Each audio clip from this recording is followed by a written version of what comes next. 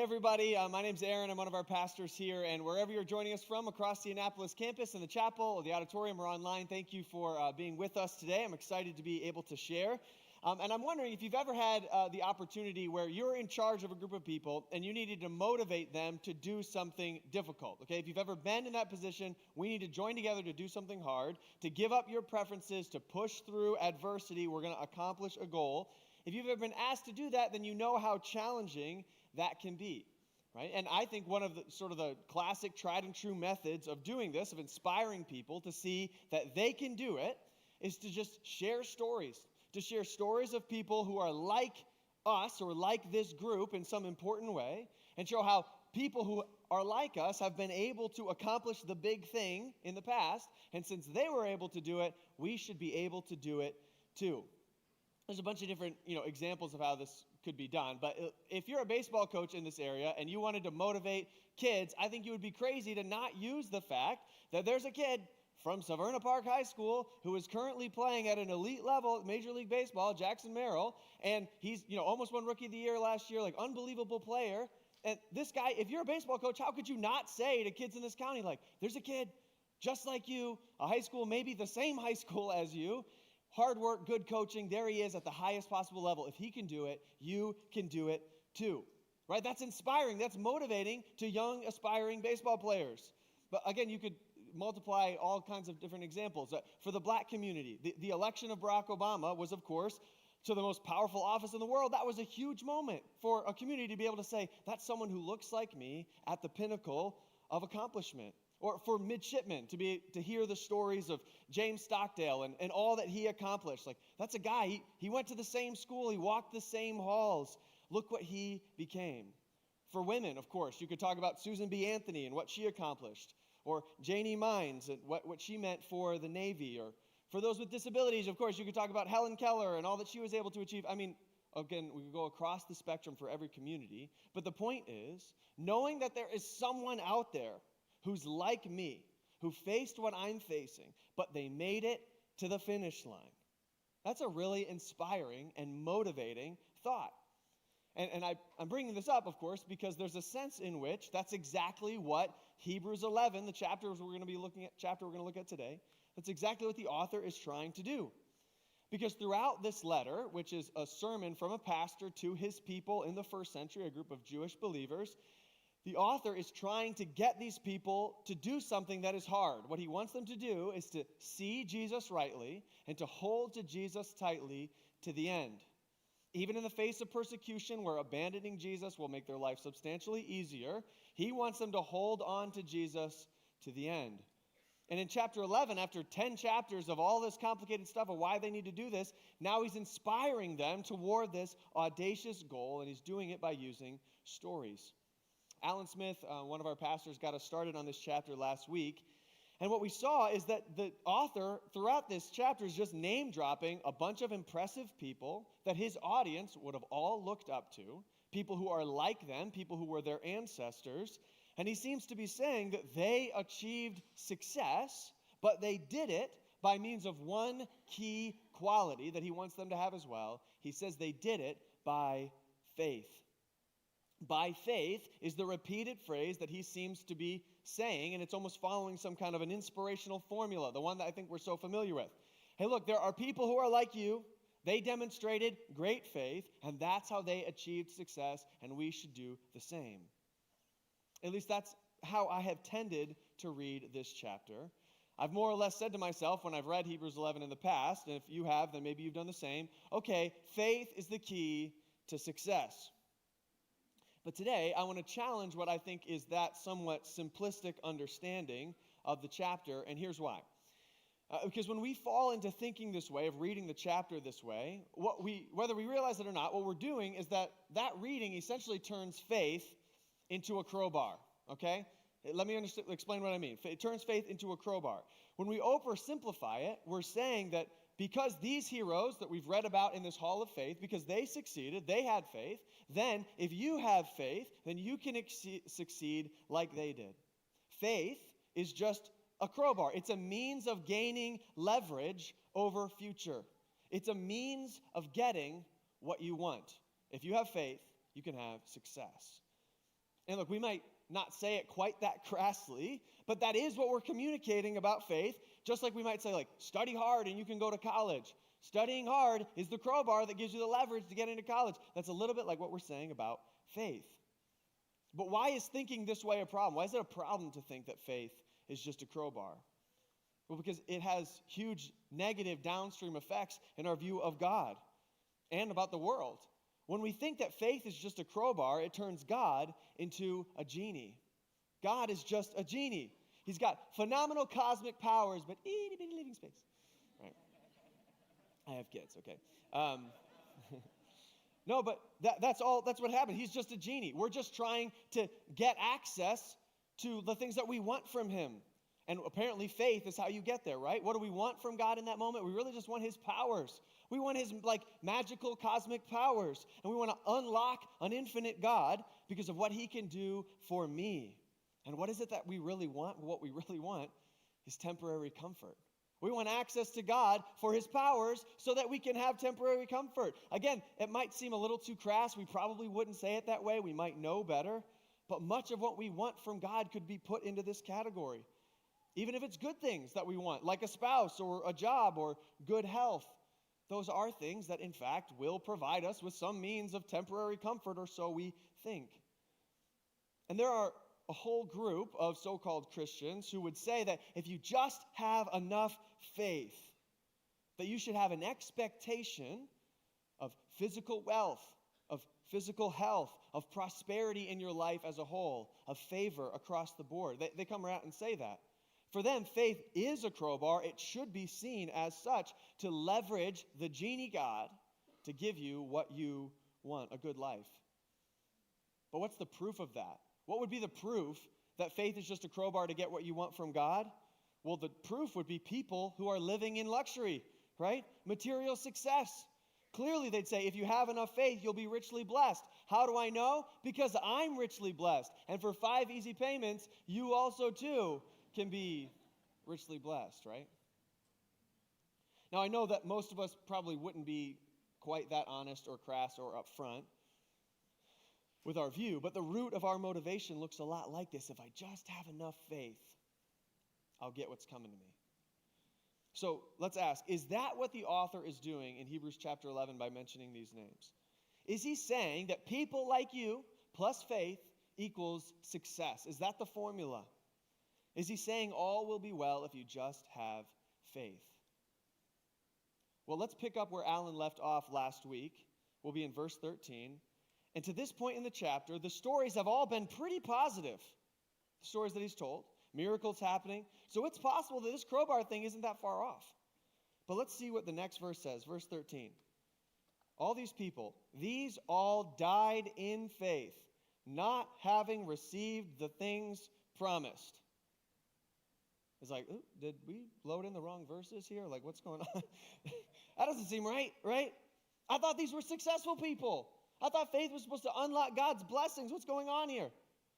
So let's ask the question again. Do we think he's using these stories to show that if you just have faith, you're going to get a life of blessing? I'm going to say that based on verse 13, that's not what he's saying. Or at least if he's trying to say that, he's bad at saying that. Right? Here's what I'm going to suggest the author is doing. This formula isn't far off, that people of faith, people like you plus faith equals success. But what he's doing is he's playing with the definitions in this chapter. It roughly follows that formula, but he will clarify the meaning of faith and redefine the meaning of success. So let's see if we can figure out what he means by success and faith as we check out the rest of this chapter and all of the examples that he uses. Okay, and we're going to dive in. He reminds them, hang with me here, of 11 different vignettes or moments in Israel's history. And each one of these stories has a common thread, okay? The common thread is going to reveal what his understanding of faith and success is and how it should all be defined. Now, don't panic. We're going to blaze through these stories, okay? I'm not going to give a lot of detail. If you want to Google them later, I encourage you to do that. These are incredible stories that can inspire you as well. I encourage you to do that. But we're just going to move quickly through them, again, aiming for what's his definition of faith and success. What's the common thread? He starts off in verse 17, and he's talking about Abraham. Okay, we've already talked about Abraham a little bit earlier in the chapter. He continues to do so. He says this, by faith, Abraham, when he was tested, offered up Isaac, and he who had received the promises was in the act of offering up his only son, of whom it was said, through Isaac shall your offspring be named. He considered that God was able even to raise him from the dead, from which, figuratively speaking, he did receive him back. Okay, so what's the story? Well, first story is the moment when God tested Abraham's faith. Abraham is the patriarch of all Israelites, and God commanded Abraham to kill his only promised son as a sacrifice to him. Now remember, Isaac is the kid through which he's supposed to be multiplied into a great nation. Isaac is his only chance of grandchildren, and yet he was willing to kill him in order to obey God. Because, by faith, he just assumed God must have a plan, he must be bringing him back or something. It doesn't make sense to me. That's a pretty intense moment. I'm going to argue from that story, Abraham clearly didn't think that faith was going to make his life easy and free of complicated, confusing moments. Right? What's the next story? Well, next, these can come together here, these next couple of stories here, but we hear about Isaac. We've already read about him a little bit. But by faith, Isaac invoked future blessings on Jacob and Esau. This is Abraham's son, the one who was almost killed. He blesses his sons, Jacob and Esau. What does Jacob do with this blessing? Let's get Jacob labeled here. I think this one's Jacob. Nope. This one's Jacob? I don't know. You're Jacob now. Okay. For the record, we don't have a photo of him, I'm pretty sure. So, did I miss somebody? Isaac, there you are, buddy. You have that beard now. Okay. Sorry. Anyway, okay, so Isaac blesses Jacob now when he is dying. It says in verse 21, by faith Jacob, when dying, blessed each of the sons of Joseph, bowing in worship over the head of his staff. So this is kind of two stories, but they tell the same thing. Abraham blesses Isaac, Isaac blesses Jacob, Jacob blesses Joseph and Joseph's kids. He passes it down to his grandsons. Why are these examples of faith? Well, clearly these people believe that God isn't done with the Israelites. Even though neither of these men will live as a prosperous, thriving nation where God had said they would, their faith drove them to believe that that promise was still alive, even if they wouldn't experience it. God was still worthy of trust, so they passed on the blessing generation to generation. Who's next? Well, verse 22 talks to us about Joseph. I got that one right. Feel pretty good about it. Verse 22, by faith Joseph, at the end of his life, made mention of the exodus of the Israelites and gave directions concerning his bones. What's going on here? This is Jacob's son Joseph, and here, by faith, he's again keeping hope alive in the promise that God's people would live in the land of Canaan. And even though he's about to die, having spent the majority of his life in the foreign land of Egypt, he's demanding that my bones need to be transferred to the place we're all going to live, the land of promise. Because he believed in faith that even though I won't get to go, my descendants will, and bring my bones with me. Who's next? Well, next we hear about Moses' parents. We don't have a thing for Moses' parents, but we do have one for Moses. There you go, guy. I actually feel very good about which one I got there, okay? So, by faith, Moses, when he was born, this is about his parents, he was hidden by his parents for 3 months because they saw that the child was beautiful, typical parents, and they were not afraid of the king's edict. The king of Egypt had ordered that all baby boys, Hebrew baby boys, be killed, but Moses' parents do not comply with that order, not just because they think their kid is cute. They're willing to defy a superpower because they believe that God is up to something. That's a bold move. Who's next? Well, again, we hear about Moses specifically here, verse 24 through 26.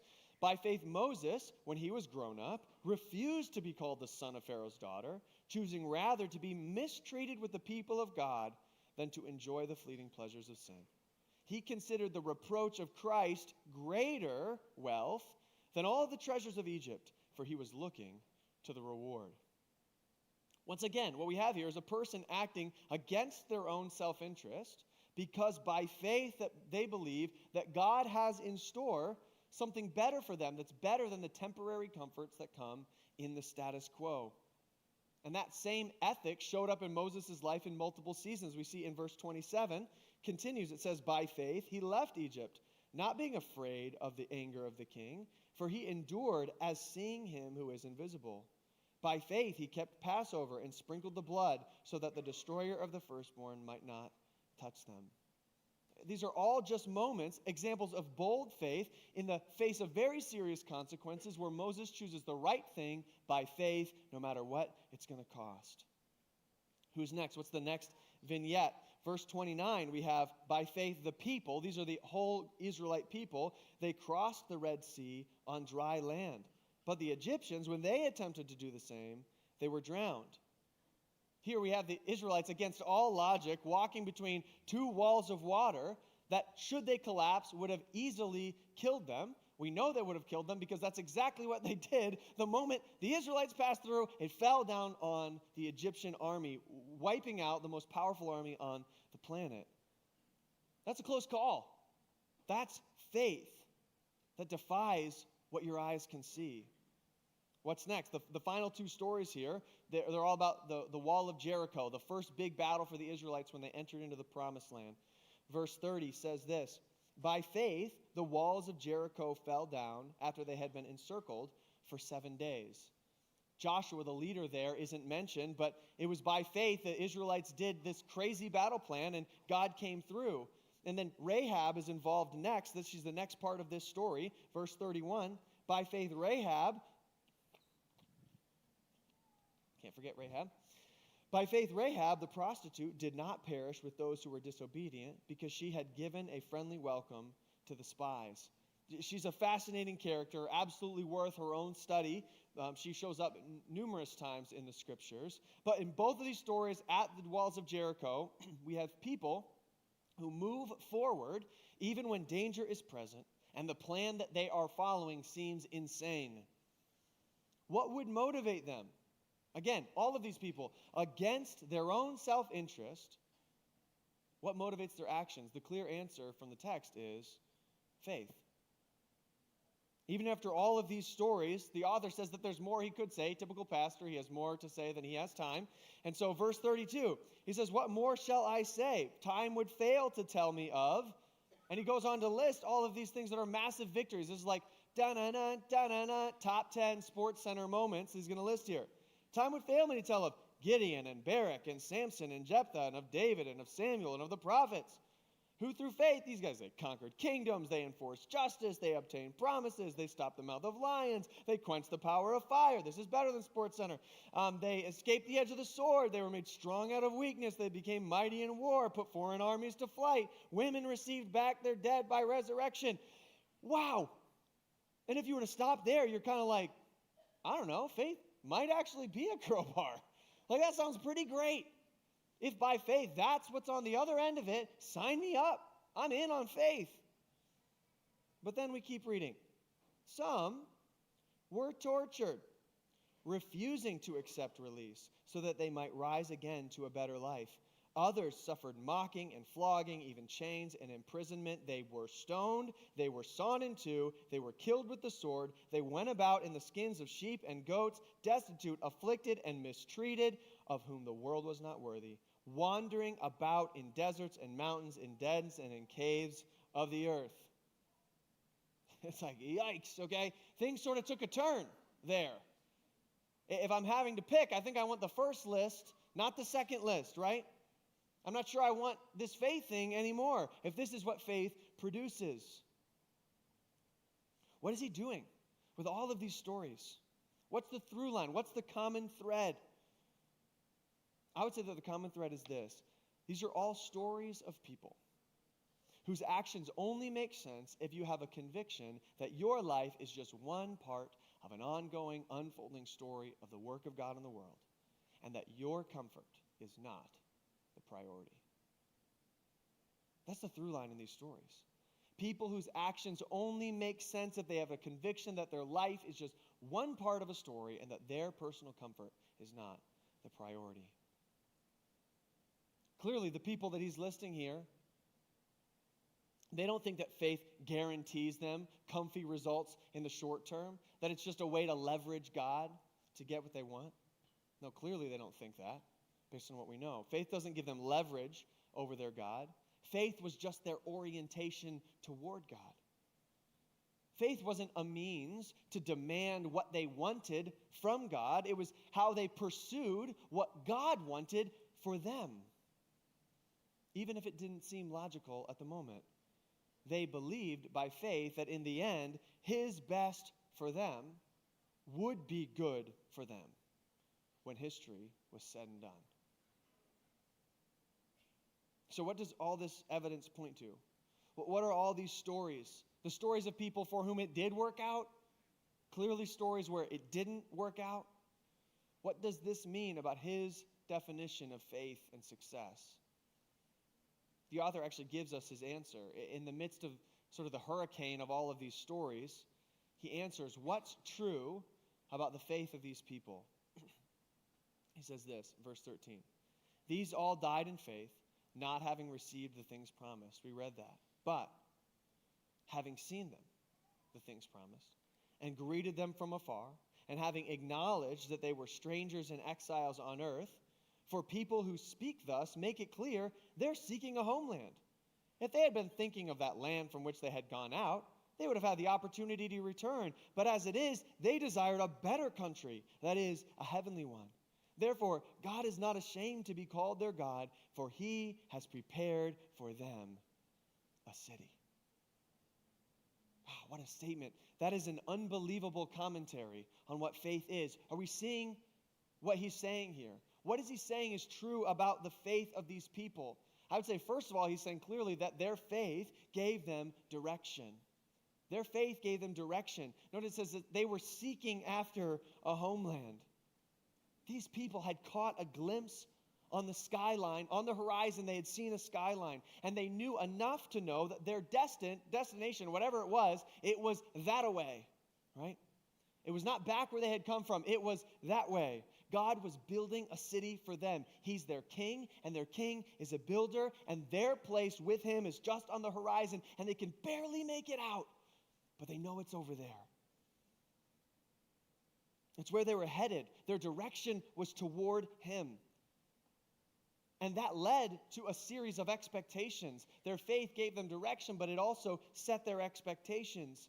It says that they acknowledged that they were strangers and exiles on the earth. They're like, whatever our home is, it isn't here. They're strangers and exiles. They don't expect things to work out until they get all the way home. I don't expect to feel comfortable until I can sleep in my own bed. It's there where we will find lasting peace and comfort. They still, in fact, we read in verse 39, they won't experience all the joy that God has for them until we join them. That's what 39 and 40 says. All these, though commended through their faith, they didn't receive what was promised. That same theme, since God had provided something better for us, that apart from us, they should not be made perfect. They're cheering for us at the finish line of history so that we can get on with the rest of eternity. What does this tell us about the author's view of faith and success? What this tells us is that the author does not view faith as a crowbar, something that gives him leverage. I'm going to argue that what he's saying is that he views faith more like a compass. He views faith more like a compass. We had to order one of these. I have no idea how to use it, okay? But I don't know, whatever. It's a compass, okay? I was told. I have it on good authority. It's a compass. There's no, you can't put in GPS coordinates, which is weird. But faith is more like a compass, okay? Faith is a compass. It's something that's provides direction toward what matters most to us, even in the midst of a storm.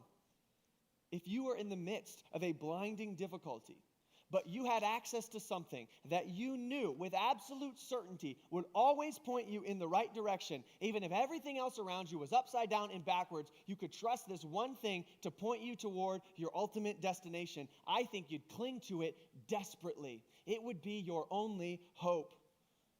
And that's how the author seems to think about faith. For him and for these people, it was the thing that they could count on to point them, to orient their hearts back toward the direction that they know they needed to be headed in, toward Jesus and toward his plan for their life. And so in that sense, if faith is more like a compass than a crowbar, then God isn't a genie. He is our builder king. I didn't say Burger King. There's a difference. Okay? He's our builder king. He's the king over a realm. And in that distant realm where our God is the king, he's building a city that is the crown jewel of all of his creation, waiting for his people. And we see this in verse 14. It says they were seeking a homeland. They desired a better country, that is a heavenly one. God has prepared for them a city. By faith, these people, again, had caught just a glimpse somewhere on the horizon. Their compass was fixed on that point. And so they knew that no matter what came in their immediate path, whatever clouds might obscure their vision, they could look to the compass of their faith, and it would point them back toward the homeland, the place that they knew they needed to get to, because this was not their home. They would arrive at the city of their builder king. He had said earlier in verse 10 that they were looking forward to the city that has foundations, whose builder and designer is God.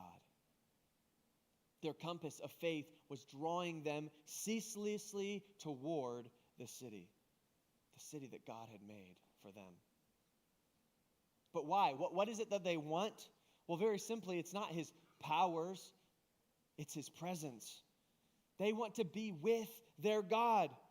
Verse 16 said that God is not ashamed to be called their God. They want to be in that city because it's only there in that city that they can be with their God. And what is all this for? What does it provide for them? It provides for them not temporary comfort, of course not. It provides eternal joy. These people of faith knew that only there, only then, in God's city, in his presence, when history was finished, there they will find life that is truly life, and they'll find it forever. Can we see this? The author is defining success as the eternal joy that only comes when you're forever in the presence of God. For these people of faith, it's not defined by seeing your personal goals come to fruition, to have your, psychological needs met on a regular basis. No, it's seeing your Savior face to face.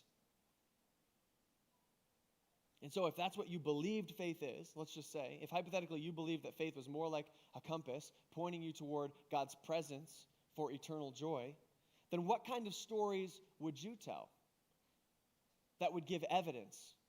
What stories would you tell that would be the proof that faith isn't a crowbar, it's a compass? Well, you wouldn't tell stories of success all the time, right? You would tell the stories of people willing to endure, right? You'd tell the stories of people willing to endure a life of disappointment and of suffering and of deferred hope. Why? Because these people, they would be the kinds of people who had caught a glimpse of a city, not the one they were in right now. And that's exactly what we get in chapter 11. The picture of faith that he believes will inspire his people to hold to Jesus tightly in the midst of persecution is not a bunch of happy endings. If you have faith, it'll all work out. No. He chooses a series of disappointments, of hurts, of heroes, he says, of whom the world wasn't worthy.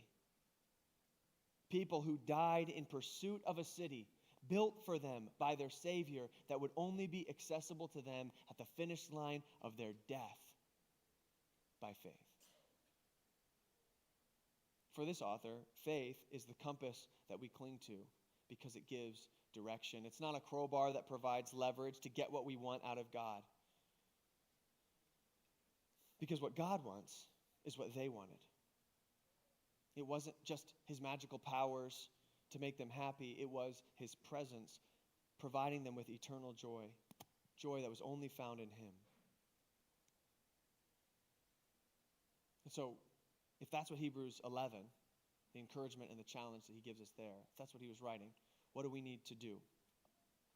What do we need to do? Well, I would say probably the most important thing we could do as we're trying to understand this chapter maybe a little bit more in context is I think that we need to be honest about how often in our lives we spend our time thinking of faith like a crowbar. I think we need to come to terms with that. Again, we might not say it this bluntly, but in practice, I do think that this is often what we expect from God. We want his power more than his presence. We want his blessings more than his person. And so we're disappointed in our life of faith. Possibly because the whole time we've been picturing a genie, one that our faith was meant to give us leverage over, rather than picturing a builder king who calls us to a city beyond this life. So I think we need to come to terms with the fact that these heroes listed in this chapter were mostly people who, if you actually knew them, you'd say they lived pretty disappointed lives, where they didn't often experience the fulfillment of their expectations. Even the things that God had promised would happen, they didn't get to see in fullness. We miss that because we don't know them. We read them only in a few sentences. But if they were living our lives today around us, we'd say, man, it's been tough for you lately, huh? And so I think we have to ask, am I committed to faith? Even if in my life it only ever functions as a compass and never as a crowbar. Will I follow Jesus? Will I hold fast to faith in him like the heroes before me, even if it never works to my advantage? That's a question that, frankly, I don't know that I would like the answer to in my own life. We live in a time and in a place and in a culture filled with so much affluence, blessing, and favor that, frankly, I think it's hard to even imagine what it would look like for our faith to truly be nothing but a general sense of a city that he was calling us to beyond this one. Because it's true that faith really is meant to draw us to something beyond this life. A city whose builder and maker is God. And faith is meant to give us a constant reminder that obedience now is not a cheat code for success. Obedience is an indicator of a citizenship beyond this one. Our faith actually delays our gratification. That's one of the things it's meant to do. We like to say around here that discipleship is inherently costly. One of the purposes of biblical faith is to help us extend our horizon of gratification beyond the immediate future, right? We've been so spoiled by, next day, 2-day delivery used to be good. Now it's got to be next day delivery, right? By every problem you could ever have, every fact you ever want to know can be solved, can be known immediately. You can Google it, you can AI it. The solution is right here, right now. But faith has a way of forcing us to see that what we truly want most is usually something that we're going to have to wait to fully take hold of. Faith delays our gratification. But it doesn't just delay it a bit, by the way. Most of the time, when it comes to true gratification of eternity with Jesus, it means our faith delays gratification until our glorification. The timeline is extended much beyond our expectations. And again, I want to be clear that this doesn't mean that we'll experience drab, awful lives with zero blessings, no laughs, no smiles, no favor, until Jesus just kicks us over the line of death and brings us home, right? That's not what I'm saying. It just means that the purpose of our faith is not to unlock blessings now, but to direct our hope and confidence towards something bigger and fuller later. Faith has the incredible ability, I think this is amazing, to also help us to see that all of these things that we want right now, the trophies and the accomplishments and the experiences and the pleasure, all these things that we assume are going to bring us lasting happiness or satisfaction, they are in fact just a mirage. They are meant to be a taste of what is to come. And so when we fixate on this tiny taste, not realizing that there's a feast to come, we get lost in chasing the small instead of waiting for ultimate gratification in Christ. It will be nothing. All the joys of this life will be nothing compared to the deeper joy that comes from knowing God now, being known intimately by him now, by having him not be ashamed to be called your God now, as a foretaste for eternity. For 10 chapters, the author of Hebrews has been saying to his people, you need to see Jesus rightly and hold to him tightly to the end.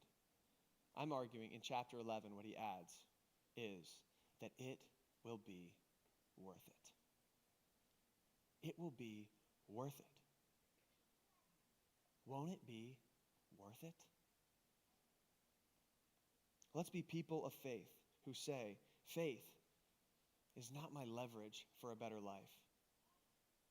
Faith is the compass that I cling to keep my eyes on the horizon, where Jesus is waiting to receive me, and where all my trials will seem small when we see him face to face. Let me pray. Jesus, we long for that kind of perspective, a perspective that could truly say that we're willing to forego the temporary pleasures of sin because we believe in something bigger, that we're willing to not expect things from you, blessings and favor and comfort, because we know that you have a bigger purpose.